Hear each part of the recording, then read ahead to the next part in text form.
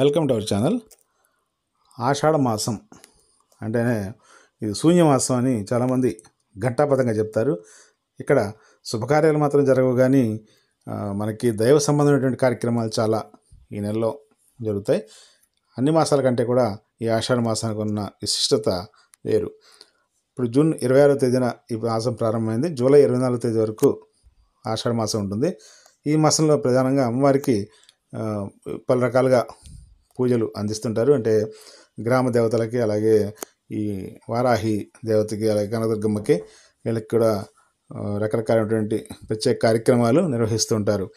ఆషాఢ మాసం ప్రారంభం నుంచి వరుసగా 9 రోజుల పాటు గుప్త నవరాత్రుల పేరుతోటి అమ్మవారిని భక్తులు భక్తి శ్రద్ధలతో ఆరాధిస్తారు. అలాగే ఈ మాసంలో కొన్ని పర్వదినాలు కూడా మనం చెప్పుకోవడం ఉన్నాయి. ఆషాఢ శుద్ధ విద్య, ఆషాఢ శుద్ధ ఏకాదశి, ఇది తొలి ఏకాదశి అంటారు. అలాగే ఈ మాసంలోనే తెలంగాణ ప్రాంతంలో అయితే బోనాల పండుగ నిర్వహిస్తారు. ఆషాఢం అంటే తెలుగు సంవత్సరంలో 4వ నెల ఇది. అయితే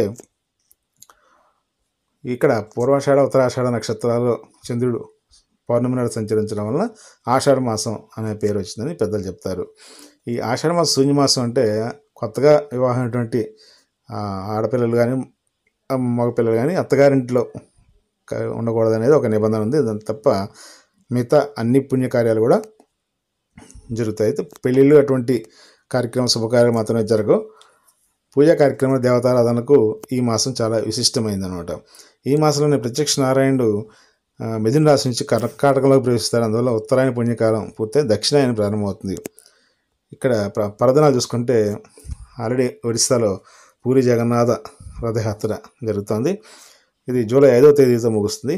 ఈ రథయాత్ర చాలా విశిష్టమైన, మన భారతదేశంలోనే అత్యంత ప్రసిద్ధమైనటువంటి ఒక కార్యక్రమంగా చెప్పుకోవచ్చు.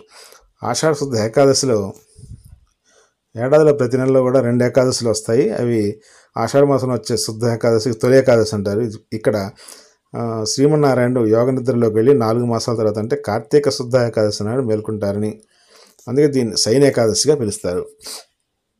తెలంగాణలో బోనాల పండుగ కూడా ఈ నెలలోనే ఆషాఢ మాసంలోనే జరుపుకుంటారు. సికింద్రాబాద్, ఉజ్జయిని మహాకాళి, అలాగే లాల్ దర్వాజా సింహవాహిని, గోల్కొండ కోటలోని జగదాంబకి ఈ యొక్క కార్యక్రమాలని ప్రధానంగా చాలా భక్తి శ్రద్ధలతో నిర్వహిస్తారు. ఇక ఈ మాసంలో వచ్చే ప్రధానమైనటువంటి ఇంకొక ముఖ్యమైన పండుగ పౌర్ణమి నాడు గురు పౌర్ణమి. మహాభారతాన్ని రచించిన వేదవ్యాసుడు జన్మించిన రోజు ఇదే కావడంతో దీన్ని వ్యాస పూర్ణిమ కూడా పిలుస్తారంటే మన పెద్దల్ని, గురువుల్ని గౌరవించుకోవడానికి ఒక సరైనటువంటి ఒక మంచి రోజుగా గురు పౌర్ణమని ప్రతి ఒక్కరు భావిస్తారు. కాబట్టి ఆషాఢ మాసం అనేది మనకి పర్వదినాలు అలాగే పూజా కార్యక్రమాలకి ఎంతో విశిష్టమైనదిగా చెప్పుకోవచ్చు. Thank you very much.